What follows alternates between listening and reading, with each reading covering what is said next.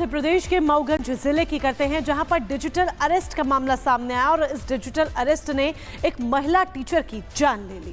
बिल्कुल, देखिए, प्रधानमंत्री नरेंद्र मोदी कई बार डिजिटल अरेस्ट को लेकर लोगों को सलाह देते हुए नजर आ रहे हैं। इसके अलावा प्राइवेट कंपनियों की बात करें तो बार बार वो कहते हुए नजर आती है कि साइबर ठगों से आप बचकर रहे, लेकिन इसके बावजूद भी लोग डिजिटल अरेस्ट में फंसते हैं। और यही हुआ मध्य प्रदेश में, जब डिजिटल अरेस्ट से परेशान होकर एक महिला ने खुदकुशी कर ली। पूरी खबर रिपोर्ट के जरिए दिखाते हैं।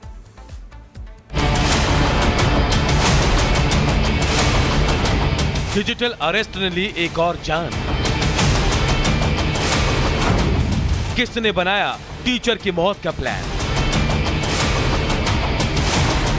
देश में सरकारों से लेकर प्राइवेट एजेंसियां तक लगातार लोगों को साइबर ठग और उससे जुड़े हथकंडों के खिलाफ चौकन्ना करती रहती है। लेकिन आलम यह है कि आज पढ़े लिखे लोग भी न सिर्फ इस स्कैम का शिकार हो रहे हैं, बल्कि डर और घबराहट के चलते अपनी जान तक गंवाने को मजबूर है। एक ऐसा ही मामला मध्य प्रदेश के रीवा से सामने आया है, जहां 35 साल की रेशमा पांडे पेशे से टीचर थी, लेकिन वो बीते दिन डिजिटल अरेस्ट स्कैम में बुरी तरह फंस गई। साइबर धोखेबाजों ने रेशमा को उनके नाम का पार्सल होने की जानकारी दी। इस पार्सल में अनैतिक सामग्री होने से एफआईआर दर्ज करने की धमकी देकर डराया। महिला शिक्षक ने ठगों की धमकी से डरकर जहर खा लिया और इलाज के दौरान उसकी मौत हो गई। दरअसल बीते 5 जनवरी को परिवार के सदस्य किसी कार्य के चलते गांव से बाहर गए थे। इसी दौरान रेशमा पांडे के मोबाइल में कुछ मैसेज आए। कुछ देर बाद उन्हें व्हाट्सएप में वर्दी पहने कुछ पुलिस अफसर और आर्मी के जवानों के वीडियो भेजे गए। थोड़ी देर बाद जालसाज खुद वर्दी पहनकर वीडियो कॉल पर आया और महिला को डिजिटली अरेस्ट कर लिया। यहाँ से पुलिस वाले जाएंगे, पैसा न डालोगे और उठा लाएंगे।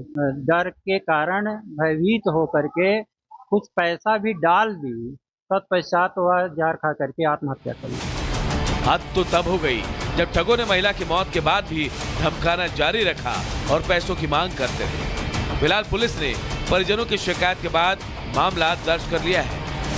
5 तारीख को इनको कोई इस तरह के कॉल आए थे, जिसमें कि पार्सल लेने के लिए उनको कहा जा रहा था कि आप ये पार्सल ले लो, नहीं तो आपके ऊपर चोरी का मुकदमा चलेगा, और उससे कुछ पैसे की भी मांग की गई थी।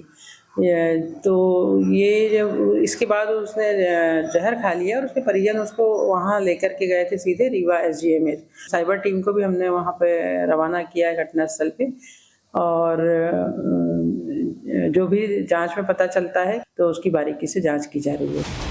रेशमा की मौत के साथ अपने समाज और उसकी सोच पर भी कई सवाल खड़े हो गए हैं।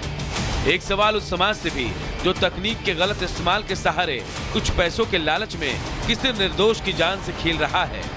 आज जरूरत है ऐसे अपराधियों को जल्द से जल्द चिन्हित करके सलाखों के पीछे पहुंचाया जाए। Bureau report, Republic Bharat.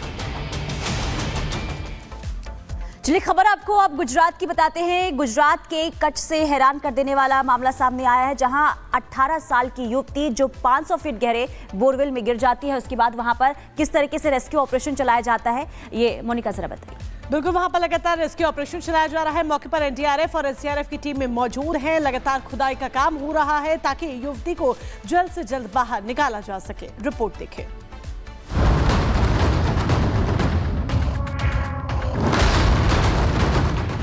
अब गुजरात में हुआ बोरवेल वाला हादसा।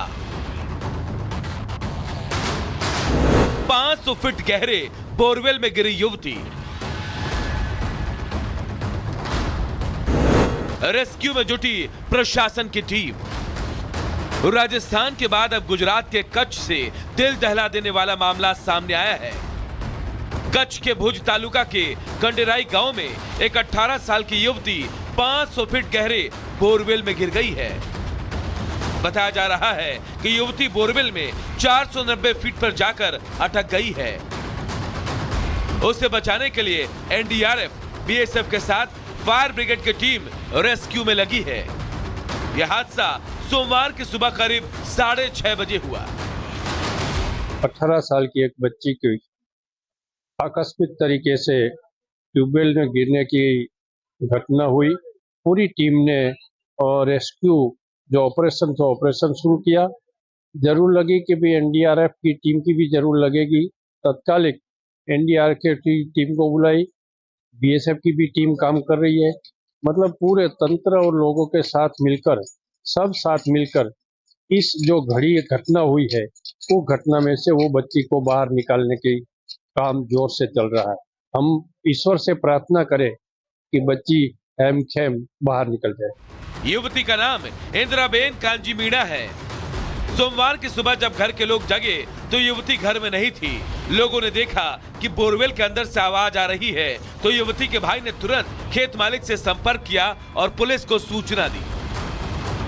हालांकि स्थानीय पुलिस की माने तो एक 18 साल की युवती बोरवेल के अंदर नहीं गिर सकती है। इतनी उम्र की युवती उसके अंदर नहीं जा सकती है। पीड़ित प्रवासी मजदूर परिवार से है। जानकारी मिलने के बाद प्रशासन की टीम मौके पर पहुंची और युवती को बचाने की कोशिश शुरू की गई। एक 18 से 19 साल की उम्र की युवती बोरवेल में गिर गई थी। उसके बाद में प्रशासन हरकत में आया और रेस्क्यू की जो भी कामगिरी है वो हमने चालू कर दी थी।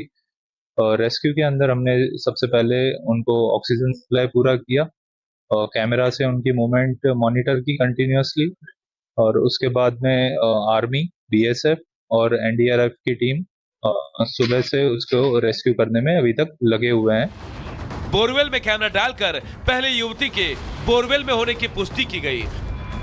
उसके बाद उसे पाइप से ऑक्सीजन दिया गया। अभी तक बोरवेल के अंदर गिरी युवती की स्थिति का पता नहीं चल पाया है कि वो कैसी है, क्योंकि वो फिलहाल अचेत हालत में है। इधर पुलिस का मानना है कि ये मामला कुछ और हो सकता है। फिलहाल मौके पर बचाव दल के लोग रेस्क्यू ऑपरेशन में लगे हैं।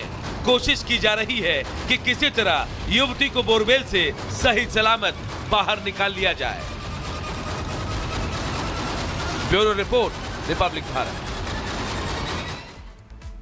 और चलिए अब आगे बढ़ेंगे। इसरो से जुड़ी एक अहम जानकारी आपको देते हैं, क्योंकि इसरो के हाथ एक और बहुत बड़ी सफलता लगी है। दरअसल लोबिया के बीजों को अंतरिक्ष में अंकुरित करने का सफल काम इसरो की तरफ से किया गया है। बिल्कुल, देखिए इसरो ने अंतरिक्ष में एक और इतिहास रच दिया है। अब लोबिया के जो वहां पर पौधे निकले हैं, वो हरे हरे पत्ते वहां पर देखने को मिल रहे हैं, जिससे अब अंतरिक्ष में जीवन की संभावना बढ़ गई है। रिपोर्ट के जरिए आपको दिखाते हैं।